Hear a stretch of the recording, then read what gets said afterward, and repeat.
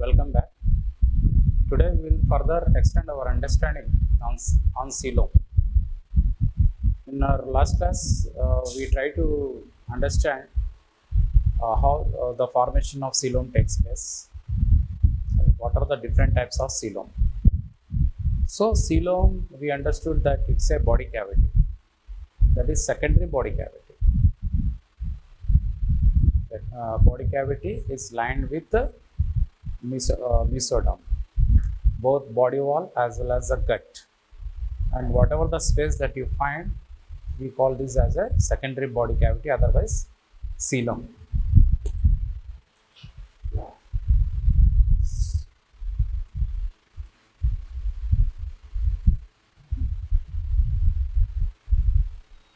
What we say? Coelom is this is nothing but secondary body cavity.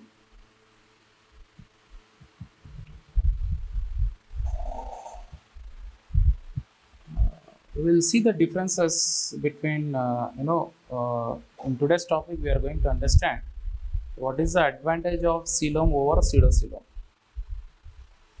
What is pseudocoelom? We will see the advantages here. Pseudocoelom.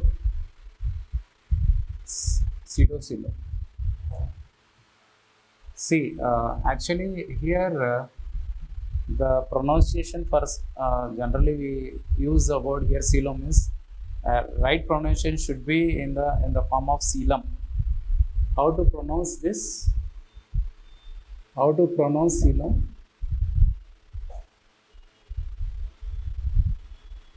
How to pronounce coelom is like this.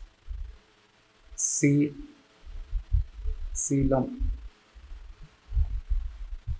Coelom is a right pronunciation. It's not a coelom, but otherwise usually we call it as a coelom.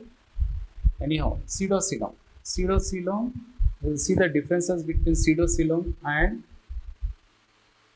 eucoelom.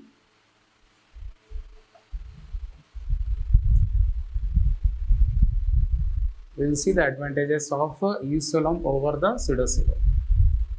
Pseudocoelom means here we already know it's a false coelom. That means here gut is first point is not lined with mesoderm.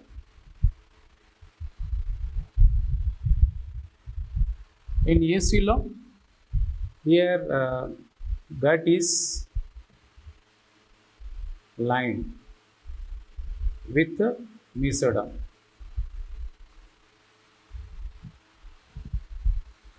See, it's a body cavity. Exactly where you find this body cavity means in between body wall and gut. This is a secondary body cavity. So gut is not lined with mesoderm. Here gut is lined with mesoderm. The first basic difference. Here we'll see pseudocoelom. Here it contains coelomic fluid. And this coelomic fluid act as hydrostatic skeleton. It acts coelomic fluid act as a hydrostatic skeleton. Then here coelom, here the body cavity or coelom is greatly reduced.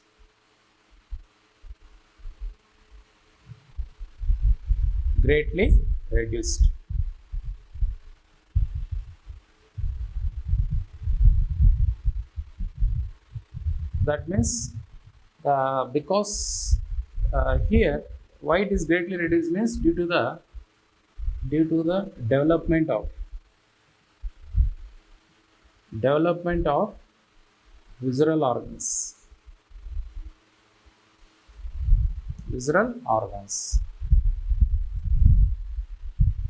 See, here coelomic fluid, this is one function.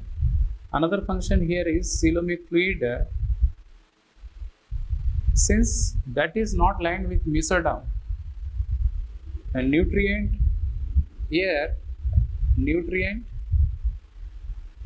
can easily transported from gut to body wall. Nutrient can easily transported from gut to body wall in the pseudocoelom. Here, gut become muscularized. Gut is here it becomes muscularized means because of the mesodermal lining. Gut is thick, become thick due to mesodermal lining.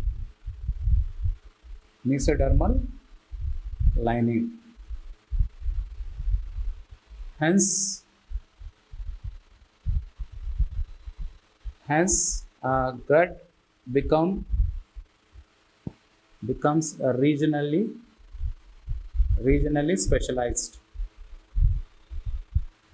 specialized. Regional specialization takes place in forming, such as example we can say gizzard,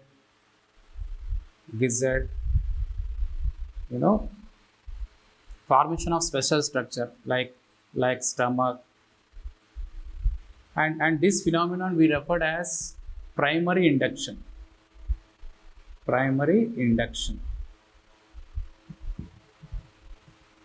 What is this primary induction means? Here gut is very simple. It is made up of only endoderm. Here this endoderm is lined with a mesodermal lining. Therefore, the gut here becomes specialized. So in the alimentary canal becomes specialized in certain region. We say regional specialization, which will example we can take gizzard, stomach, like that. So this phenomenon referred as primary induction. Next, in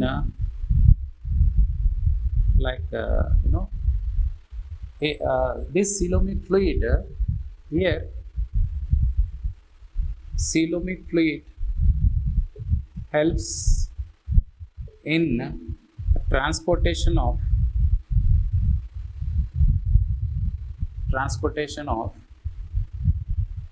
nutrients, then even nitrogenous waste, or we can say excretory waste, from inside to outside, outside to inside. That means from body wall to gut, gut to body wall. Coelomic fluid. Even here, coelomic fluid, here excretory waste can be stored, temporary storage also. This excretory waste can store temporarily. Here, coelomic fluid, actually in the body, here the body cavity,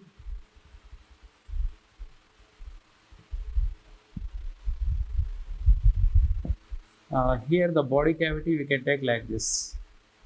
In case of human being, the body cavity is dorsal body cavity,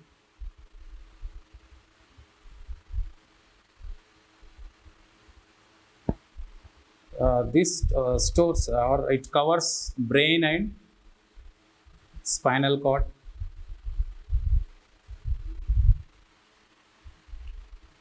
Then dorsal body cavity, thoracic cavity, abdominal cavity,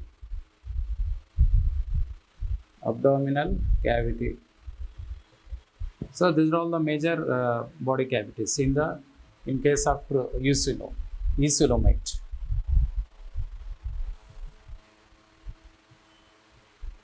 Even there are spaces like we can take here abdominal cavity and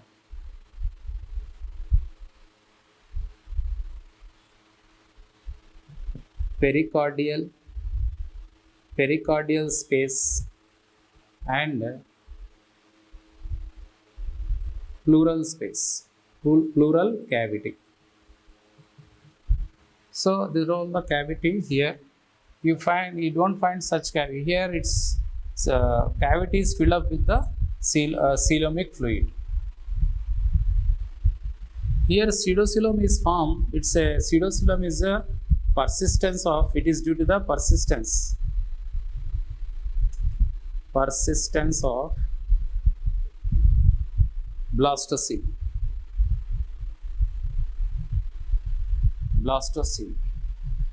Here it is due to the splitting of eucoelom is due to the splitting of mesoderm. Here due to the persistence of blastoceles. Eucoelom, how it is formed is due to the splitting of mesoderm. Already we in our last class we understood. One more advantage here is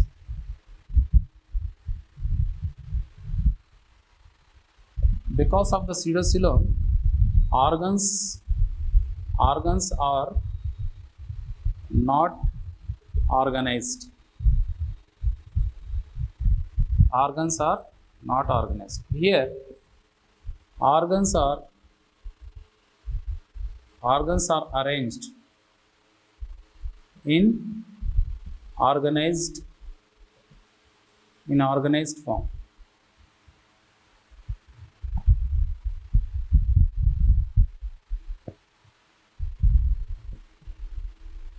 Here you can take organs,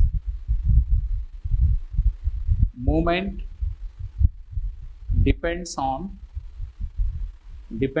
body wall. Here organs movement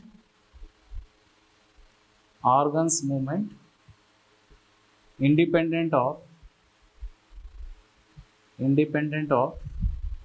body wall, independent of the movement of the body wall. The movement of the organs independent of body wall. Why? Due to the musculature. Example, you can take here peristaltic movement.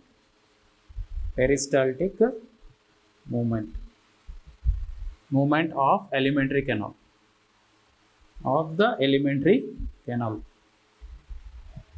These are the few differences. These are the advantages of coelom over pseudocoelom.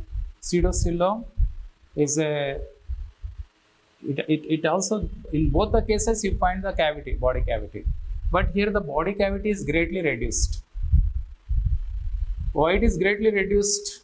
Due to the development of the visceral organs.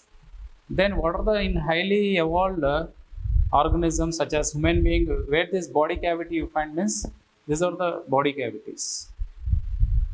Here in thoracic cavity you find lungs. Major thoracic cavity. In thoracic cavity, the maximum space is covered by the lungs and heart.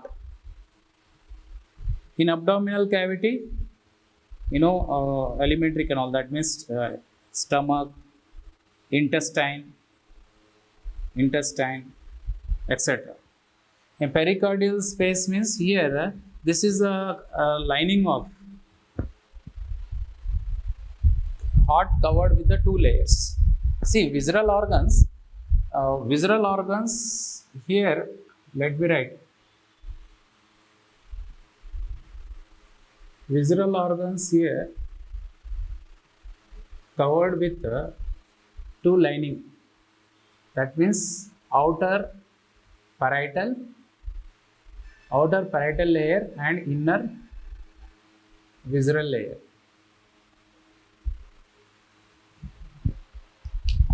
Outer parietal layer, inner visceral layer. Visceral organs have the covering. We say peritoneal layers. Outer peritoneal layers, even we can give a name here as a somatic layer. This we call as somatic. Inner visceral layer we say splanchnic. This various terminology we use for any visceral organ. Visceral organ, outer parietal otherwise called as somatic layer, inner visceral layer otherwise called as splanchnic layer.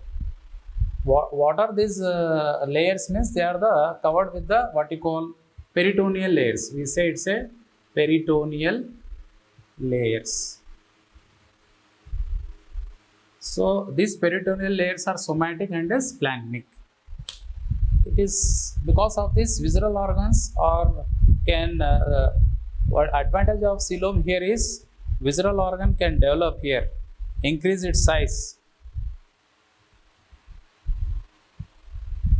and here it gives this body cavity, whatever the fluid that is present in between these two layers will act as a cushion for the organs to perform their functions. Like in case of here in the pericardial space here heart is surrounded by surrounded by the what you call two layers. Here also we say pericardium. In pericardial space, in the pericardial space contains fluid, we call as a pericardial fluid, that makes the heart to function normally, because this will act as a cushion. Even either here or here, coelomic fluid, here also we say coelomic fluid will act as a shock absorber. It acts as a shock absorber also. In case of pleural cavity, here lungs also covered with two peritoneal layer. What is that? Outer somatic or outer parietal layer, inner visceral layer. We say inner visceral layer or splanchnic layer. In between you find the pleural fluid. Lungs also covered with the two layers. Whatever the space you find in between two layers, this is nothing but the secondary body cavity. This is nothing but the coelom. I said that in eucoelom, the cavity is greatly reduced. So, for example, if once you take a human body, if once you remove all the internal organs, then you find the cavity, and that cavity is nothing but the body cavity. Yes. So, this body cavity, what happened here? It greatly reduced in eucoelom. Why it is greatly reduced means due to the development of the visceral organs, so many visceral organs. Why? Because this is an advanced eucoelom. Because of this body cavity only, there is a chance for the development of various organs due to the appearance of the mesoderm. Here mesoderm come into existence. In all triploblastic animals, mesoderm come into existence, and formation of coelom, that means helps in the development of the various visceral organs.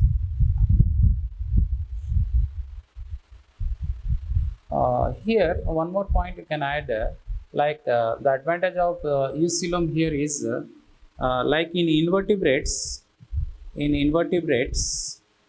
even this cavity, body cavity, see abdominal cavity, even you can take here abdominal, thoracic cavity, abdominal cavity, and I can add here one more, pelvic cavity also you can add, pelvic cavity. Pelvic cavity, what are the organs you find means reproductive organs, urinary bladders you find in the pelvic cavity. Anyhow, come back. I say that in invertebrates, this body cavity helps in storing of gametes also. Gametes. That means in certain invertebrates where there is no gonoducts, when gonoducts are absent, in the absence of gonoducts, these gametes store in the cavity in some invertebrates. In vertebrates, in female, this cavity, peritoneal cavity, gametes store in vertebrate female. So these are the few differences between, or we can say these are the advantages or advantages of eucoelum over the pseudocoelum. Hope you must have understood this one. Okay. Before we go to the next topic, you can add one more point here. Due to the presence of coelomic fluid, it helps in the transportation of various substances, I said. Therefore, this will compensate the circulatory system. Here, circulatory system have no role. There is no need for the circulatory system. Why? In the body cavity, the fluid circulate here from the gut to the body wall to the gut. Therefore, it compensates. That means circulatory system is absent. There is no need to have the circulatory system because coelomic fluid will be acting as a circulatory fluid that will be transporting the various substances from the gut to the wall to the gut. Therefore, this is one more important point. It compensates the circulatory system. Since in eucoelomate, when organs are so many organs are developed here, this makes here circulatory system to come into existence because every organ made up of tissue made up of cells, all cells require the nutrient and oxygen. Therefore, a circulatory system comes into existence as far as in eucoelum is concerned. Here, circulatory system is well developed. For what purpose? Means for transportation of the nutrients or collection of the waste material. Circulatory system, you find, is well developed here. It is not required here. Why? Coelomic fluid will taking care of. Last but not the least, here one more point. See, I say that visceral organs get attached to one another here. In eucoelomate, visceral organs get attached to one another with the help of peritoneal layers, visceral layers. It get attached to one another. Or else I can say visceral organs are suspended in the body cavity. They are suspended in the body cavity. See, in general, you may be thinking that if there is any cavity, all these organs are there. Organs are they are organized in a well mannered and get attached to each other. Organs are not left behind like that in the body cavity. It has been attached to one another with the help of the peritoneal layer, with the mesenteries to the body wall and one another to the other organs here. Therefore, in eucoelomate, this helps in the suspended of the organs. At the same time, the organs have the capability of its showing its movement. They can grow, they can expand, distensible, they can able to extend, and there is a space for it, and they can exhibit a slight movement independent of body wall. But here it is not like that. It is the movement of this internal organ depend on the movement of the body wall. That is the difference here. Last, one more point. Here we need to discuss one important thing here, like what you call development of visceral organ. Here, retroperitoneal organ. Example we will take as kidney. What is this retroperitoneal organ means? The peritoneal layer, the peritoneal layer is that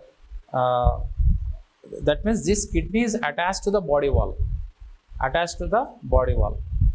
this peritoneal organ is present on the ventral side only. The peritoneal layer is the kidney is covered with the peritoneal layer on the ventral side only, not on the dorsal side, on the ventral side. Hence, and get attached to the body wall, Therefore, we say retroperitoneal organ. Important bit here. We will take example as the kidney. Even if you take human being, there are other retroperitoneal organs also. when we take up the human anatomy physiology, there we will be discussing what are the other retroperitoneal organ that you find in the kidney. For time being, you remember kidney will be a classical example for the retroperitoneal organ. So I hope you understood the differences between pseudocoelom and eucoelom, or we can say the advantages of eucoelom or true coelom over pseudocoelom. Now we'll go ahead with the next topic, body plan.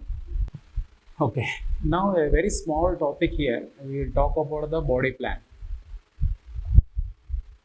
Under this body plan, once you take the kingdom Animalia, we'll see what are the different body plan that you come across, because we know that different animals have different sizes and shape. In kingdom Animalia, you find different animals will have different shape and size. Basing on that body plan, we'll see what are those body plan. Here we can say it's a first type is a loose aggregation of cell. Loose aggregation of cells. There is no well designed perfect structure you find. It is only the loose aggregation of the cells is one type of body plan. We take an example of sponges here. Next type is the blind sac. We say blind sac. Blind sac, otherwise I can use one more term here. It is due to the incomplete gut. Blind sac. Here only mouth is present, or else I can say one opening. The body includes, here the body includes only one opening, and that opening we call as mouth.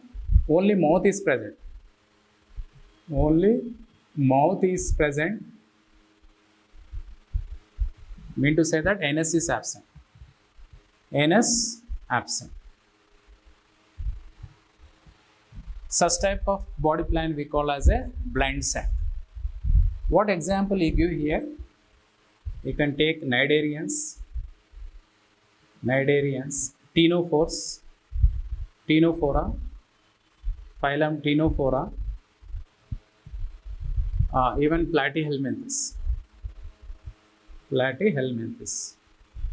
Here phylum Porifera.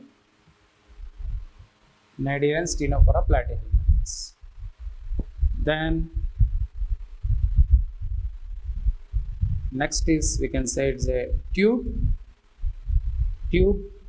in tube organization. Tube within tube. Tube within tube organization. That means here body includes two openings.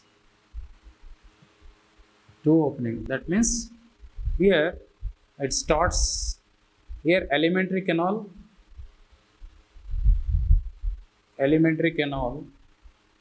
starts with mouth and ends with anus. Therefore we can say here it is a complete gut. So in kingdom Animalia you find three types of body plan. Loose aggregation of cells, here this is nothing but here cellular level of organization. Very simple type of animals here. Only loose aggregation of cells, that's it. No tissue formation, no organ formation. In blind sac, and of course cnidarian and here Ctenophora, they come under the tissue level of organization. Whereas Platyhelminthes, organ level of organization. Tube within tube means here you can say it includes like this organ system level of organization.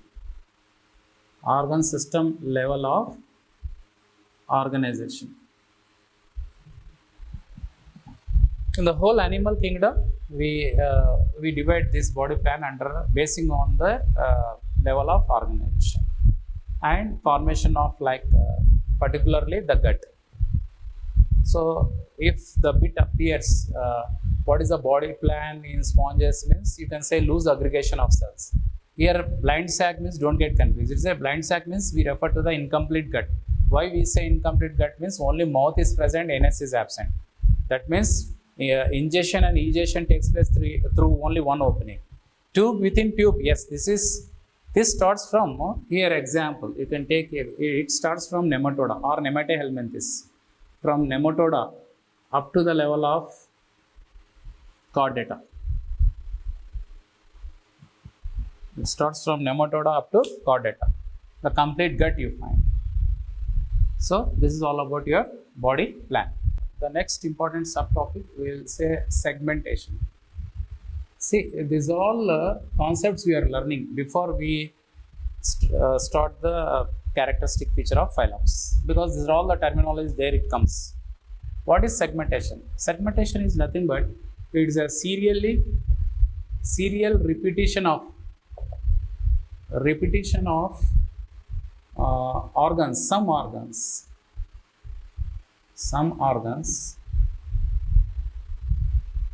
in each segment. So such phenomenon referred as segmentation.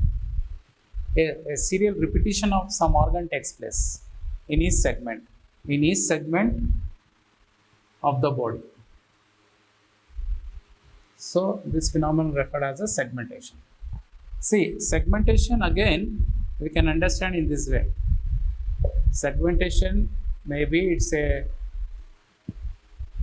pseudo segmentation or pseudo segmentation, and we say true segmentation. We can say true segmentation.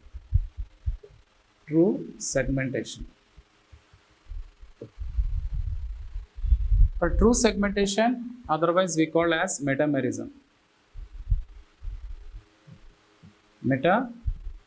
Metamerism. See what segmentation means. Here, remember, the body is divided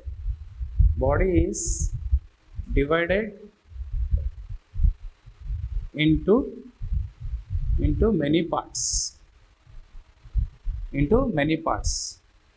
Externally or internally. This is called segmentation. In segmentation, what you see, there is a serial repetition of some organ in each segment of the body. So this segmentation, true segmentation, we refer to this word metamerism. Very, very important. Metamerism. In metamerism, what is an example you give for metamerism means here, true metamerism. We say segmentation, otherwise called as metamerism. We say segmentation, other alternate terms we can say metamerism. That metamerism may be as a true segmentation or pseudo segmentation. See, metamerism example we'll take here a true metamerism. A true metamerism we can take an example of Annelida. Phylum Annelida. Annelida shows true metamerism. Whereas pseudo segmentation. What is true metamerism? We should know that true metamerism is nothing but body segments. Body is divided into segments or compartments, both externally and internally. Such type of segmentation we call as true metamerism that you find in Annelida. So under true pseudo segmentation, or we can say pseudo metamerism.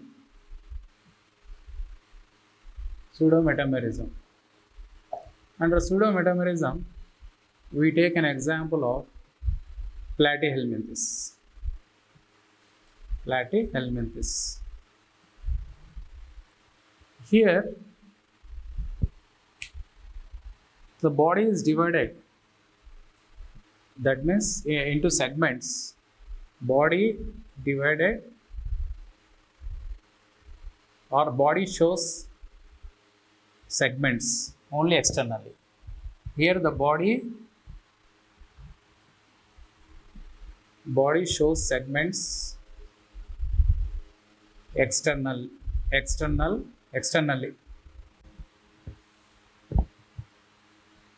So in internal segments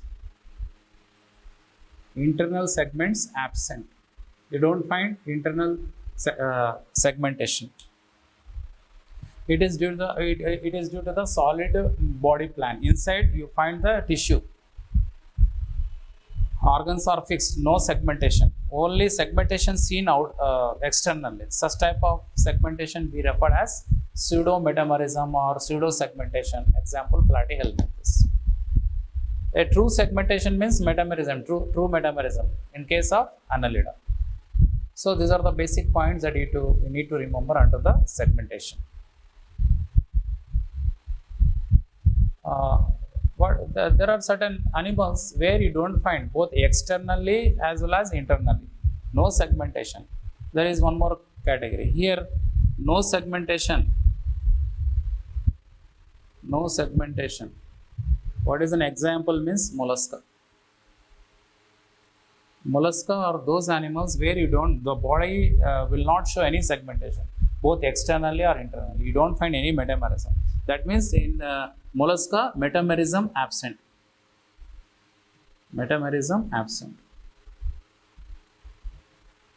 No pseudo-metamerism, no true metamerism.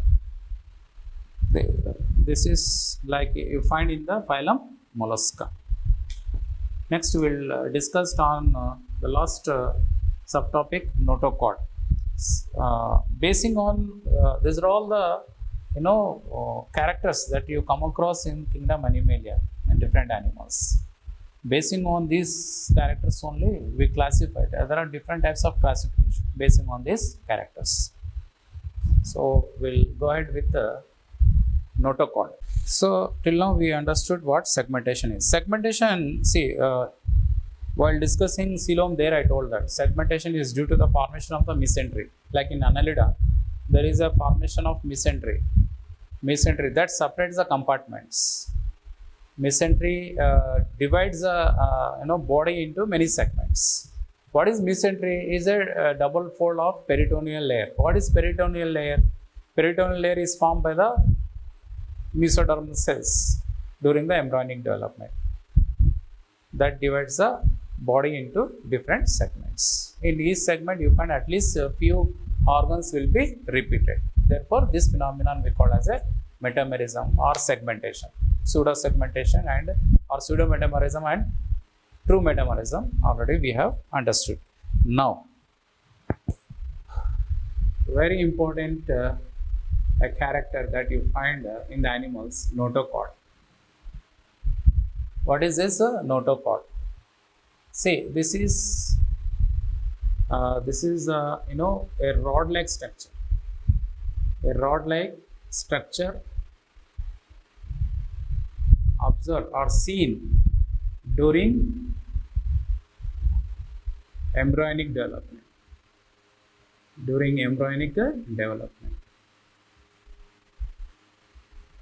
And this is derived from mesodermal cells. That means mesodermal in origin.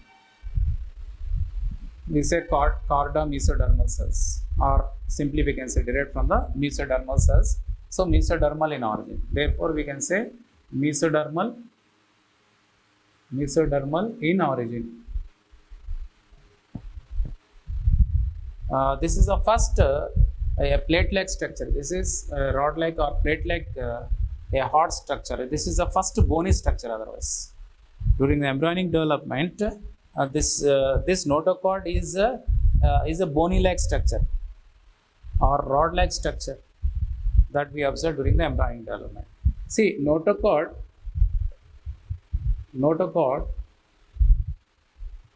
in animals, these will be replaced. This will be replaced by what you call vertebral column. Vertebral column in case of vertebrates. In case of vertebrates. Based on this notochord, presence and absence of notochord, we can divide the animals like vertebral column. It will be replaced in the vertebral column in vertebrates, or else it may in some animals it persists. So, such type of what we call here, we can say it persists in urochordates. So basing on persist means it continues its presence. When animals become adult also, notochord continues. Such type of animals we call as a urochordates. Anyhow, when we take up the classification there, we will discuss in detail along the diagram. Here just we should know this terminology, notochord. Whenever notochord comes, you have to understand what notochord is, where it is present. Location, we can see that this is location here is notochord is present dorsally. Vertebral column, no, vertebral column is present on dorsal side. So based on notochord, we can classify the kingdom like animals under chordates, non-chordates, and chordates. Non-chordates means from phylum Porifera to Echinodermata. Phylum Echinodermata. Non-chordates. Chordates means here we can take here. This chordates includes non-chordate presence of notochord. In here you find the notochords. Phylum Chordata.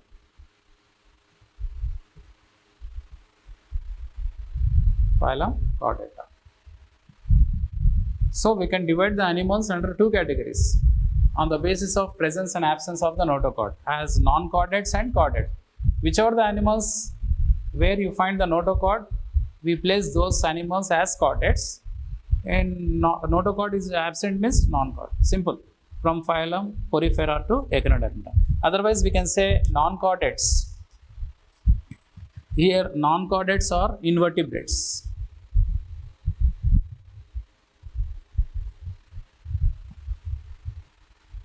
They are all non-chordates are the invertebrates.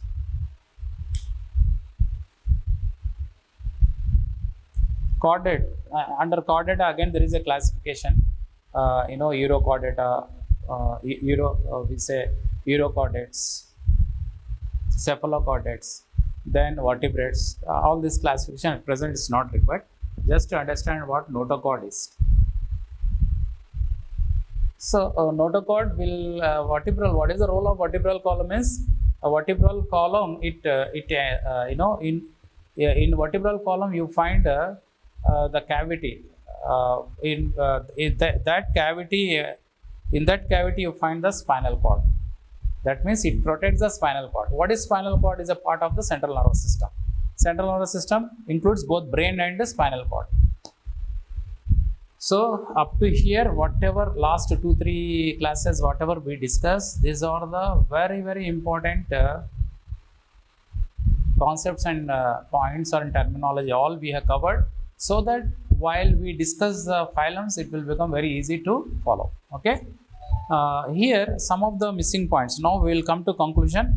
Till now whatever we discussed, I will list out some few 3-4 important points basing on the concept, which is very much required as far as the examination point of view is concerned. What are those means? Let me list out. Here, what is some of the important conclusion points are, see, we try to understand what tissue is. What tissue is. We understood even the definition of tissues and function. So, during that means in the process of evolution, if once you look at overall all the different animals in kingdom Animalia, tissue, we can say tissue is the first key transition. First key transition. First key transition is tissue. Very important. So, tissue formation begins from cnidarians. Tissue will be acting as a first key transition in separating the animals. Before tissue formation, parazoans, only cellular level of organization. So, first key transition, tissue. Next is, second key transition will be the, here I will say symmetry. Symmetry also we discussed. Symmetry will be the second key transition. Key transition. And coelom. Coelom is third key transition. So, in the process of first key transition, second key transition and third key transition, remember here tissue, symmetry and coelom. So, in the process of evolution, when life evolved, animals evolved from simple form to more complex form. During this process, these are the very important characters where tissue will be acting as a first key transition in the process of evolution. Symmetry will be the second key transition. Coelom is also very important for becoming more complex. Organism become more complex because of various visceral organs. Coelom has got a role to play, which acts as a third key transition. Transition means one form of animals to another form of animals. So, tissue has become a key here in developing the animals from tissue level to organ level. And of course, symmetry also has a role to play. It correlates. Like radial symmetry, we have seen bilateral symmetry. Bilateral symmetry, from bilateral symmetry onwards, cephalation has been taken place. Head formation, already we discussed. Concentration of the nervous tissue. Development of the structures, that means of different organs takes place. Symmetry. Symmetry here. Coelom, third key transition. These are the very important bits that we can expect in the NEET exam. Next, we'll derive or extract whatever we have learned under this coelom. See, all coelomates, that means all pseudos, we can say here like all protostomia. All protostomia, basing on the formation of mouth and anus, we classify the Animalia into protostomia and deuterostomia. On that basis, we will recall all protostomia, protostomia are not schizocoelom or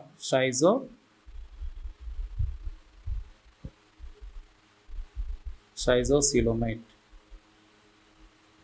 You cannot say all protostomia are the schizocoelomate. First of all, what is protostomia?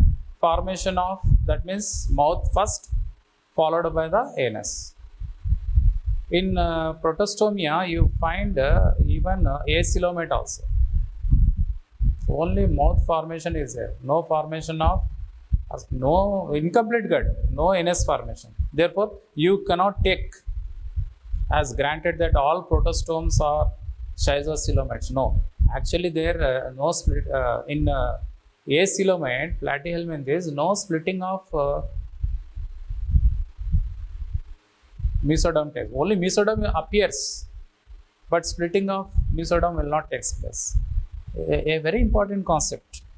All protostomia are not schizocoelomate, but all schizocoelomate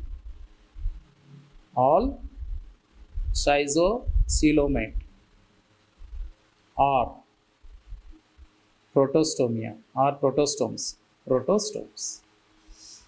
All schizocoelomate. Schizocoelomate means splitting of mesoderm. It begins from Annelida. Yes, Annelida, Arthropoda, mollusca. All these phylums, they belongs to the protostomia. In that way, there are certain statements will come. Statement, true statement, false statement, or reason assertion. And that model of questioning, if those statements appear, you must remember this concept, a very important concept. Likewise, here one more statement, we can derive one more statement. All vertebrates are chordates, but all chordates are not vertebrates. We will discuss. At present, you may not be able to follow. Just note down or make a point. Remember, try to remember. All vertebrates we can say chordates, but all chordates are not vertebrate. That means there are some group of animals where this notochord will not be replaced by the vertebral column. Notochord will exist like that. Then you cannot call the such type of group of animals as a vertebrates. Then we give another term, urochordates. All these details we are very shortly we are going to take up when we start the characters of different phylums. Hope today class you must have understood in terms of like different terminology and what you call different concepts I explained, basing on symmetry, basing on like coelom and other details. So keep reading, and I say that many times, learning is a continuous process. Every revision will bring you a new idea. So without feeling bored, a biology student should always involve in learning the new concept, new things. Okay, take care of yourself. All the best.